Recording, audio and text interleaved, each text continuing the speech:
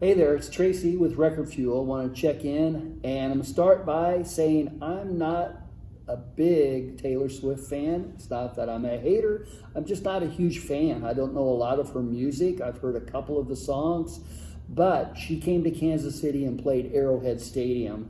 My son bought my wife tickets for her birthday, and he had a pre-sale code to begin with, and got shut out on tickets with a pre-sale code, and then got a follow-up email and said that he'd been selected to get tickets, and asked for what price point that he wanted. He selected a price point, and a few days later he got selected and told he was charged for 2 tickets. And so they were going to go to Taylor Swift. She had 2 sold-out shows at Arrowhead Stadium here in Kansas City. The tickets with fees were $200 a piece, and parking was $50, which is about average for a football stadium.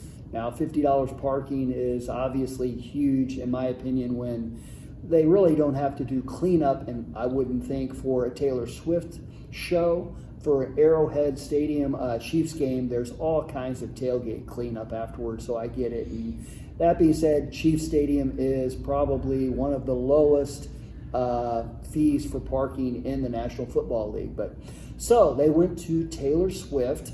The show was supposed to start at 6:30 and did. There were 2 opening acts. Taylor Swift went on stage at 8:05 and played until 11:40. So doing the math there, that's almost 4 hours. Now, I've been to Pearl Jam shows, and they play 3 hours without really a break. My son and my wife both said that there were maybe a couple of little spots where there were breaks, but for the most part, Taylor Swift played all the way through this 3 hours and 40 minutes set. In comparison, again, Pearl Jam plays 3 hours on most of their shows, and they have maybe a 5 to 7 minute break towards one of the encores, which they play multiple songs.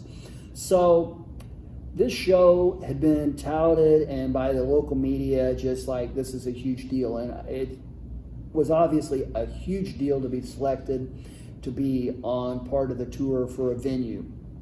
It was estimated that it was going to bring in $46 million to the Kansas City area community. So that's huge when you figure 2 shows and it's going to bring in $46 million to the economy. Huge.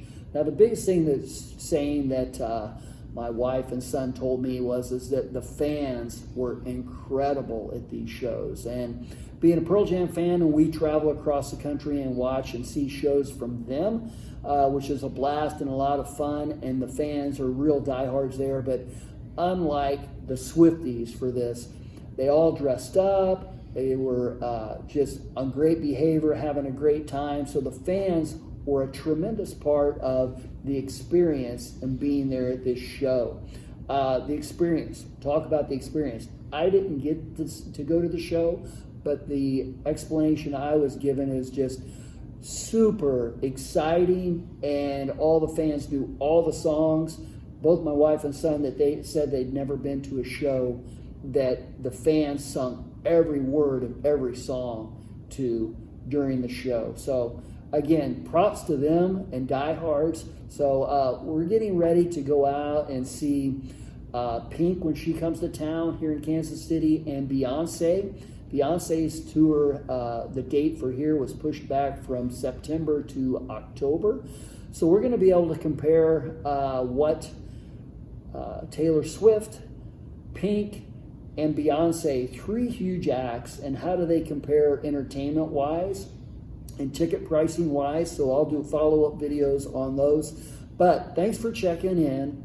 Check out the videos. I've got some postings from my son on his videos that he took at the show following this. So thanks for checking in. Make sure to like and subscribe. It's Tracy with Record Fuel. Thank you.